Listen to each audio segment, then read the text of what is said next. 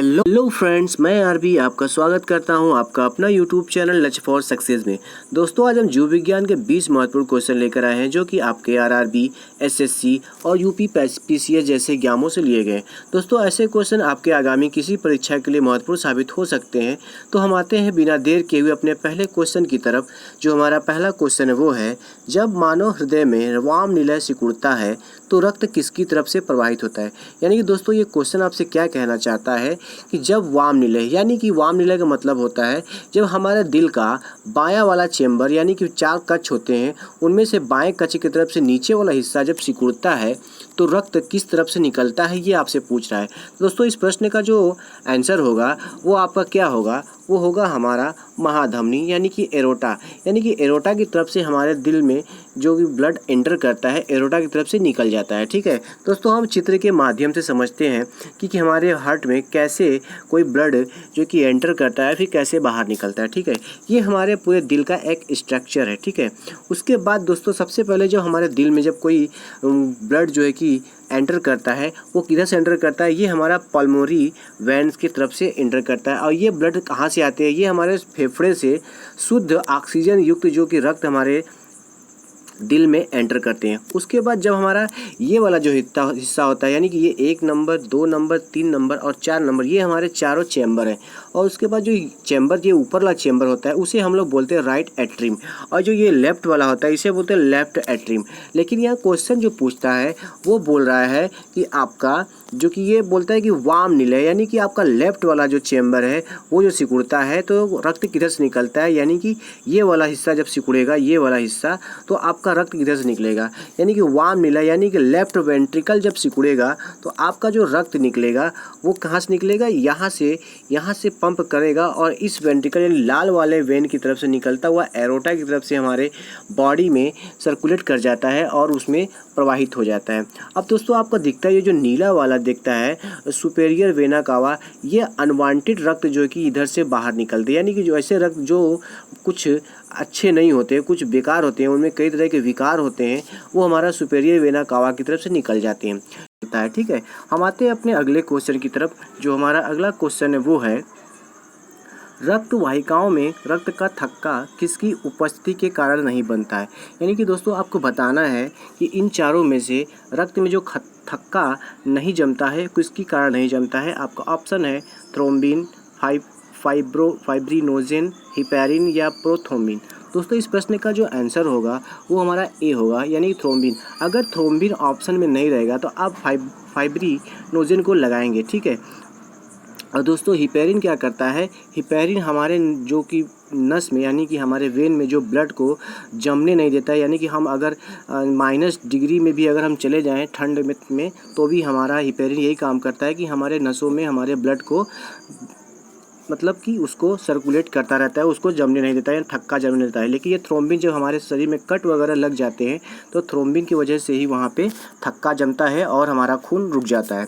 ठीक है, हम आते हैं अपने अगले क्वेश्चन की तरफ। जो हमारा अगला क्वेश्चन है वो है, नवजात बच्चों को डीटीपी का टीका डैश से बचाने के लिए दिया जाता है। यानी आपको बताना है जो छोटे बच्चे होते हैं उनको डीटीपी का टीका किस बीमारी के लिए दिया जाता है। आपका ऑप्शन है डिप्थीरिया, पोलियो और टेटनस, डिप्थीरिया, निमोनिया और तपेदिक, और डिप्थीरिया, चेचक और टेटनस, या फिर आपका डिप्थीरिया, काली खांसी और टेटनस। दोस्तों, इस प्रश्न का जो राइट आंसर होगा वो हमारा क्या होगा, डी वाला होगा। यानी कि आपको जो हमारा डीटीपी का जो टीका दिया जाता है वो हमारा डिप्थीरिया, काली खांसी और टेटनस से बचाव के लिए दिया जाता है। ठीक है, हम आते हैं अपने अगले क्वेश्चन की तरफ। जो हमारा अगला क्वेश्चन है वो है, हीमोफीलिया क्या है। यानी आपको बताना है कि हीमोफीलिया क्या है। आपका ऑप्शन है एक जैविक विकार, एक उपापचयी विकार, एक अनुवांशिक विकार या एक हार्मोनल विकार। इस प्रश्न का जो राइट आंसर होगा वो हमारा क्या होगा, सी वाला होगा। यानी कि एक ये अनुवांशिक विकार है। यानी कि अगर हीमोफीलिया की वजह से अगर हमारे ब्लड में, यानी हमारे बॉडी में अगर कट वगैरह लग जाते हैं तो वो ब्लड रुकता नहीं है और बहते ही चला जाता है, और ये एक अनुवांशिक बीमारी होती है। ठीक है, हम आते हैं अपने अगले क्वेश्चन की तरफ। जो हमारा अगला क्वेश्चन है वो है, किडनी को रक्त की आपूर्ति करने वाली रक्त वाहिका कौन सी है? यानी कि आपको बताना है जो हमारे किडनी में रक्त पहुंचता है उसको कौन सी रक्त निका के द्वारा उसमें रक्त पहुंचता है आपको बताना है। आपका ऑप्शन है गुर्दे की धमनी, यकृत धमनी, फुफ्फुसी धमनी या मनाया धमनी।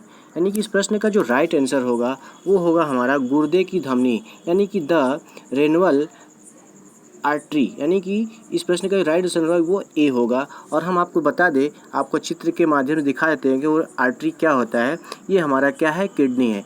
और किडनी में जो हमारा जो रक्त आता है वो हमारा लेफ्ट रेनल आर्टरी, यानी ये वाला जो होता है आपका, ये होता है, ये रेड कलर का जो वेन है, इसके माध्यम से हमारे किडनी में रक्त आते हैं।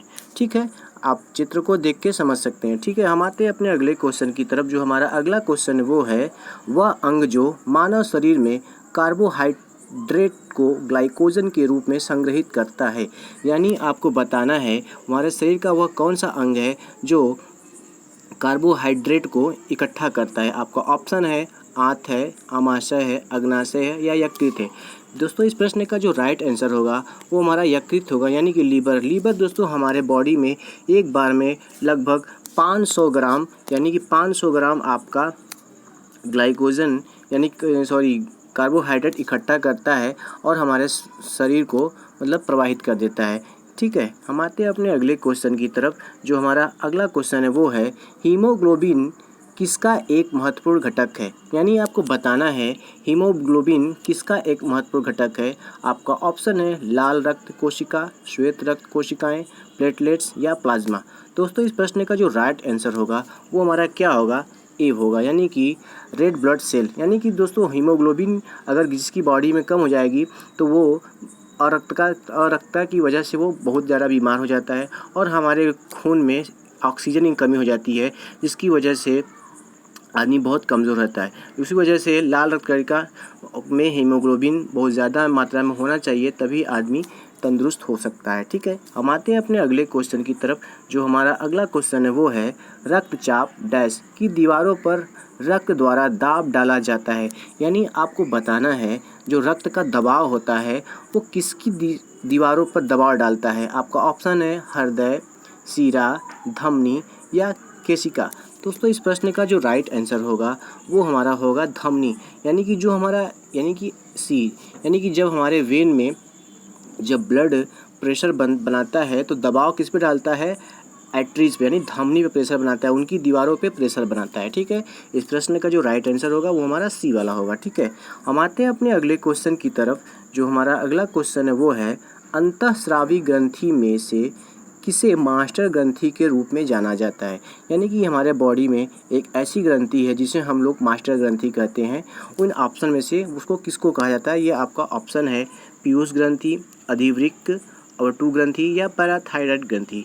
दोस्तों इस प्रश्न का जो राइट आंसर होगा वो हमारा क्या होगा, ए वाला होगा, यानी कि पीयूष ग्रंथि। दोस्तों हमारे पीयूष ग्रंथि हमारे बॉडी के यानी कि हमारे ब्रेन में होता है, जो पीछे होता है वो कई तरह के हार्मोन्स निकालता है जो हमारे शरीर को आवश्यकता पड़ती है, इसीलिए उसे मास्टर ग्रंथि कहा जाता है। और वो हमारे ब्रेन में कहाँ होता है दोस्तों, हम चित्र के माध्यम से आपको दिखा देते हैं। ये हमारा क्या है, ये हमारा पीयूष ग्रंथि है, ये छोटा सा लाल वाला। ठीक है, और ये क्या करता है, लगभग ये 0.6 ग्राम का होता है। ठीक है, और ये हमारे कई तरह के हमारे बॉडी के आवश्यक हार्मोन्स को निकालता है, जो कि बड़ा ही महत्वपूर्ण हमारे बॉडी के लिए होता है। ठीक है, हम आते हैं अपने अगले क्वेश्चन की तरफ। जो हमारा अगला क्वेश्चन है वो है, पित्त किसके द्वारा निर्मित होता है। यानी कि आपको बताना है हमारे बॉडीज़ में जो पित्त बनते हैं वो हमारे किसके द्वारा बनते हैं। आपका ऑप्शन है यकृत, आमाशय, अग्नाशय या लघुआंत्राग्र। दोस्तों इस प्रश्न का जो राइट आंसर होगा वो हमारा लीवर होगा, यानी कि यकृत द्वारा हमारे पित्त का निर्माण होता है। और पित्त का जो कार्य होता है वो हमारे पेट के अंदर जो भी हमारे खाना होते हैं उनको पचाने के लिए यानी मेल्ट करने के लिए पित्त का रस बहुत ही कारगर होता है। ठीक है, हम आते हैं अपने अगले क्वेश्चन की तरफ। जो हमारा अगला क्वेश्चन है वो है, तंत्रिका तंत्र का कौन सा हिस्सा आंतरिक अंगों को गतिविधियों को नियंत्रित करता है। यानी आपको बताना है हमारे बॉडी के अंदर जो तंत्रिका तंत्र है उसमें से कौन सा हिस्सा हमारे अंगों की गतिविधियों को नियंत्रित करता है। आपका ऑप्शन है मेरुदंड, प्रमस्तिष्क, पश्च मस्तिष्क पिंड या मेरु मज्जा। दोस्तों इस प्रश्न का जो राइट आंसर होगा वो होगा हमारा मेरू मज्जा, यानी कि मेडुला ऑब्लांगेटा।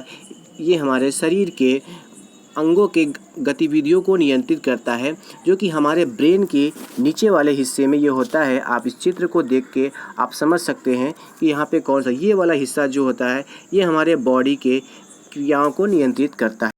हम आते हैं अपने अगले क्वेश्चन की तरफ। जो हमारा अगला क्वेश्चन है वो है मानव शरीर में वसा कहाँ जमा होती है।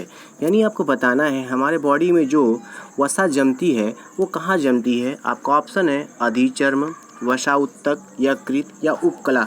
दोस्तों इस प्रश्न का जो राइट आंसर होगा वो हमारा क्या होगा, बी वाला होगा। एपिडोस टिश्यूज़ के अंदर ही हमारे वसा जमते हैं। ठीक है, हम आते हैं अपने अगले क्वेश्चन की तरफ। जो हमारा अगला क्वेश्चन है वो है निम्न में से कौन सा विलंब से रक्त के थक्के जमने की स्थिति है। यानी आपको बताना है इन चारों में से कि किसकी वजह से रक्त बहुत देरी से जमता है, उसमें से कौन सी प्रॉब्लम हो सकती है। आपका ऑप्शन है रक्तस्राव, रक्त में हीमोफीलिया या रक्त अल्पता। यानी कि इस प्रश्न का जो आंसर होगा वो हमारा सी होगा, यानी कि हीमोफीलिया। हीमोफीलिया एक अनुवांशिक बीमारी है जिसकी वजह से हमारे बॉडी में कोई भी कट लग जाता है तो क्या होता है कि रक्त बहुत तेज़ी से बहता है और जल्दी रुकता नहीं है। ठीक है, तो हम आते हैं अपने अगले क्वेश्चन की तरफ। जो हमारा अगला क्वेश्चन है वो है घरेलू मक्खी डैश फैलाती है। यानी आपको बताना है कि जो घरेलू मक्खी होती है उसके कारण कौन सी बीमारी होती है वो आपको बताना है। आपका ऑप्शन है जुकाम, मलेरिया, फ्लू या टाइफाइड। दोस्तों इस प्रश्न का जो राइट आंसर होगा वो हमारा टाइफाइड होगा, यानी कि डी वाला होगा। घरेलू मक्खी जो है कि टाइफाइड फैलाते हैं। ठीक है, हम आते हैं अपने अगले क्वेश्चन की तरफ। जो हमारा अगला क्वेश्चन है वो है जलबंधक निम्न में से किस बीमारी का अंतिम चरण है। यानी आपको बताना है lockjaw is the last phase of which of the following disease. यानी कि आपको बताना है कि लॉकजा का मतलब ही हो गया कि यानी कि हमारे जबड़े जो कि लॉक हो जाते हैं वो किस बीमारी की वजह से होता है। आपका ऑप्शन है डिप्थीरिया, निमोनिया, उपदंश या टेटनस। दोस्तों इस प्रश्न का जो राइट आंसर होगा वो हमारा क्या होगा, टिटनस होगा। यानी कि जब किसी को टिटनस हो जाता है तो वो आखिरी स्टेज में जब पहुंचता है तो उसके जबड़े लॉक हो जाते हैं, यानी कि वही जगह से जबड़े लॉक होंगे और बॉडी में ऐठन स्टार्ट हो जाती है और पूरी तरह से बॉडी एकदम लॉक हो जाती है। ठीक है, हम आते हैं अपने अगले क्वेश्चन की तरफ। जो हमारा अगला क्वेश्चन है वो है प्रतिवर्ती क्रिया किसके द्वारा नियंत्रित होती है। यानी आपको बताना है कि हमारे बॉडी में जो ऐसी अनैच्छिक क्रियाएं होती हैं जैसे प्लग झपकाना और हार्ट बीट करना वो किसके द्वारा होता है आपको बताना है। आपका ऑप्शन है मस्तिष्क, मेरुदंड, तंत्रिका तंत्र या कोशिका। दोस्तों इस प्रश्न का जो राइट आंसर होगा वो हमारा बी होगा, यानी कि प्रतिवर्ती क्रिया जो है स्पाइनल कॉर्ड के द्वारा ही नियंत्रित होती है। ठीक है, हम आते हैं अपने अगले क्वेश्चन की तरफ। जो हमारा अगला क्वेश्चन है वो है परागकण के दौरान परागकणों से प्राप्त करने वाला पुष्प भाग है।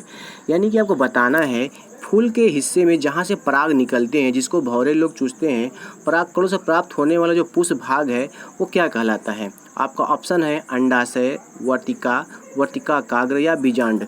दोस्तों इस प्रश्न का जो आंसर होगा वो हमारा होगा वर्तिका, यानी कि इस प्रश्न का राइट आंसर बी वाला होगा वर्तिका। ठीक है, हम आते हैं अपने अगले क्वेश्चन की तरफ।